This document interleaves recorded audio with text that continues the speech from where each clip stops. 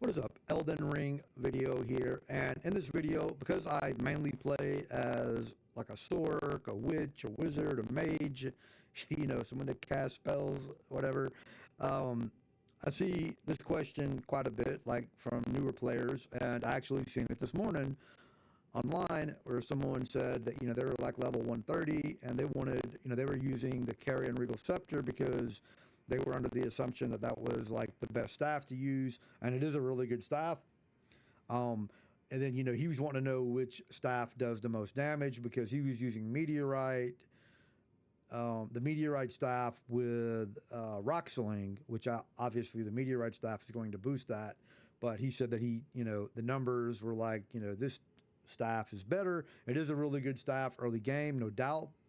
You can get it the first 5-10 minutes of the game. You can just warp over to Caelid and pick it up. So it is a really good staff. But a lot of people in the replies were like, no, Lusat's staff is the staff that does the most damage, and that's just wrong. Of course, that's going to be on how you apply your attribute points. Now, this character that I have right here is level 261, and I'll just show it off real quick. 261. Now, I have 99 int and 99 faith. And there's going to be people that will cry about soft cap, hard cap, all that stuff. It does not matter. If you want to do the most damage with casting spells with a staff, now that's not including like the passive effects, buffs, clothing that maybe does more damage, talisman, whatnot. This is just raw damage numbers, casting the spell.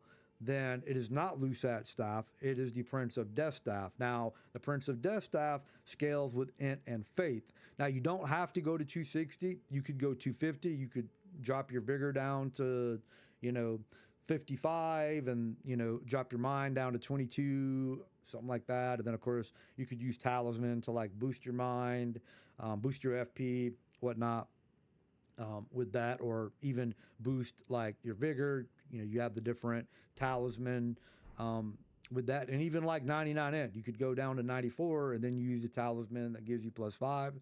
You could use one of the helmets, like one of the imp heads or one of the other helmets that boost intelligence. So, I mean, you could stay below that. Now, even if you wanted to stop at 150, you could still do this as well. Now, yes, if you're going level 150 with 80 intelligence, you're not going to be able to boost the faith up that much doing that and still have a viable build where have like decent vigor, a little bit of mind, a little bit of dex, because you do need that for cast speed.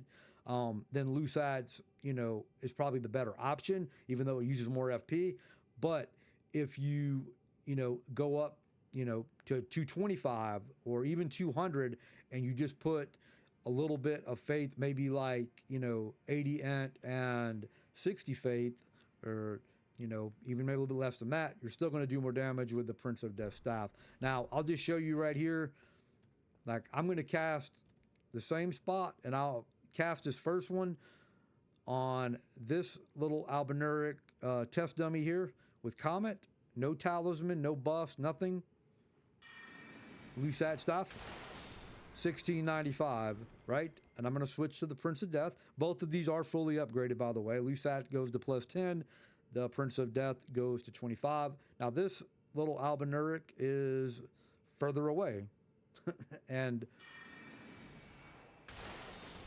I just did, 50, what was that? I don't even remember what that was the first time. What was that, 1766? What'd I do, like 60 more damage? Let's look again. Do it one more time. I'm talking and forgot.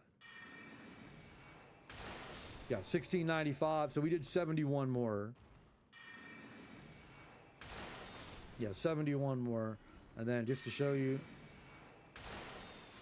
even further away, we're still doing more damage. So like the distance, as long as the spell hits, still going to do the same amount.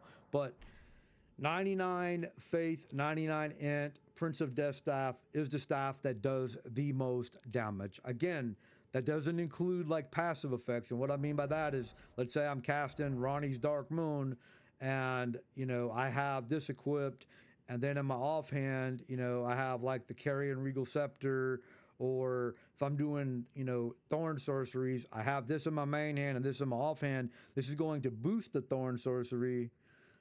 So, yes, that's going to do more damage than if I, or if I have Lusat in this, like, in my offhand, that's going to do more damage than if I just have this and don't have the Staff of Guilty in my offhand, because this is giving a passive effect boost. It's also causing blood loss buildup, so you can proc the bleed. So, you got like the double whammy there, with the two staffs like that. This is just strictly just one staff in your hand and casting a spell. So with that said, hopefully you found it helpful. I will break down some more mage videos here, not only for just the base game, but this applies to both the main game, the vanilla game, and the the new DLC Shadow of the Erdtree that just launched, a couple weeks ago, which I've already got a couple hundred hours in, and I've tested out all kind of, like every weapon in the game, every spell. And I will say this, like there's two new staffs in the game.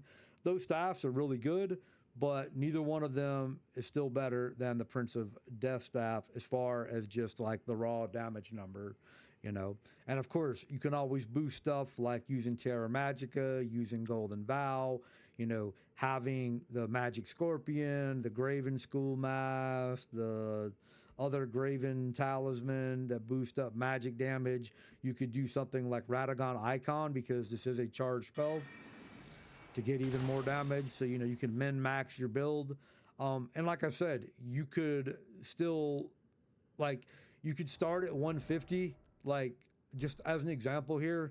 I can't do it now that I went over it, but I could build my character to level 150, basically, having 80 intelligence. And then, whatever the rest of the stats were, say they're 50 vigor and 20 mind or 15 endurance, everything else looks the same.